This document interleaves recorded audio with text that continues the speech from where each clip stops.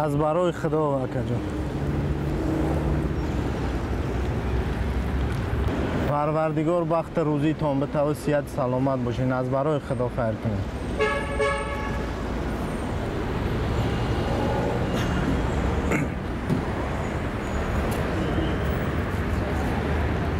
خداوند تن صحت برای کارتان بده.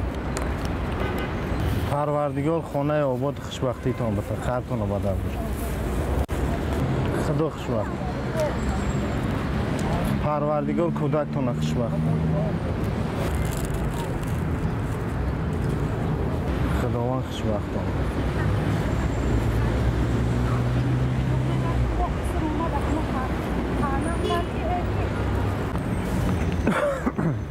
خدا خوشبختان کنه خودش. پروردگار خوشبخت باشین و بیماراتون شفا.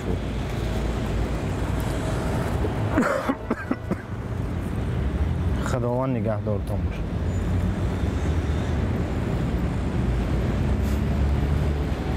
پروردگار خوشبخت در کار و برای.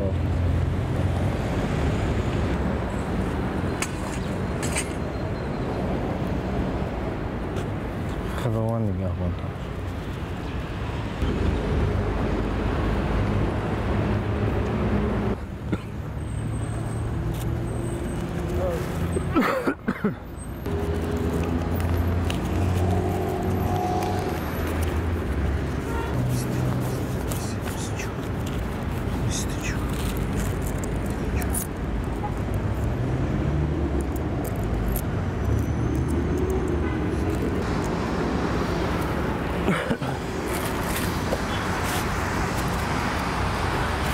سامان و 40 دیرم نتیجه گدایی همگی 10 دقیقه من در یکی از خیابان‌های پایتخت. البته نه همه ساکنان با آن نفرانی که در خیابان‌ها طلبندگی میکنند از روی واقعیت و درماندگی توجه میکنند. البته این کاری که ما انجام دادیم کاری سخت و سنگین بود و نه همه اونهایی که در خیابان‌های پایتخت کشور به طلبندگی دست میزنند واقعا درماندند، اما هستند آنهایی که واقعا درماندند و معیوبند. اما ساکنان با وجود آنه که میگذارند خیر میکنند توجه ندارند که اون نفر ساختکارانه طلبندگی میکند و یا واقعا درمانده است. اقن تبزن ما این دادن مردم ما هم گولک ها دا خرچون کنیم.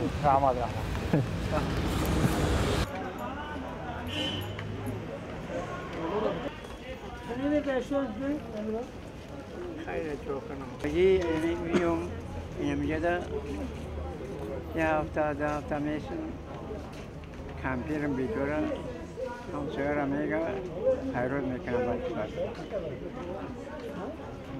تو میخیدم تساتم چوساتم 10 هفته تا میکنم تسات چوسا میرم. بخدا اگر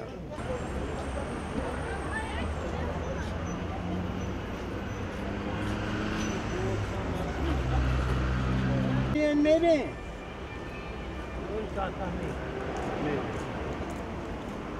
انا با خانواده دا با کمک میکنین کیان نوبل زن کودکو است کودکو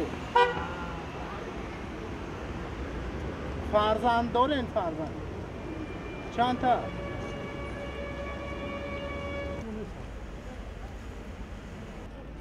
داماد راسیه داره؟ راسیه با چکار میکنه؟ چیکار باشم میکنم دکار پول روی میکنه بعد پول روی میکنه پول نرسانه رو همونجا میکنم با آمد بانده. شما چند سوم معاش میگیرید؟ چی پنسیا میگیرید؟ پنسیا چند سوم میگیرید؟ میرسه؟ زندگی تونه میرسه؟ زندگی دا میرسونه کن زندگی دا میرسه خولا چون کنم بوده یکی اکثریتش هسته که اونا برای فایده مثال یک تاشه امروز میبینی یک سومیتی با پاگه میبینیش با همون آماده جمع کرده رفته سر بعد هر خیلی واریانتوش گپ میزنه. مثال میگه که مرا ای کوارتیر سر کردن انا دوتا خواهرم این خیلی شیده است و خیلی شیده است همین خیلی گفته ба ҳар боҳона мехоҳад ки ягон сум битиш. یکی کیلویی ندارد دادن یک سوم یگان کیلویی ندارد مثال که یک سومی نمیگذاریم ما در همینجا میبینیمش ما هم یک سوم مثال بتمش جناب پیغمبر ما گفته است که کدامی که دست دراز میکنه به سوی خداوند عظمت من باشه یک تنگه نیم تنگه باشه تیم و چیزا ما محتاج نداشته باشه نمیشینه و داشته باشه نمیشینه و محتاج.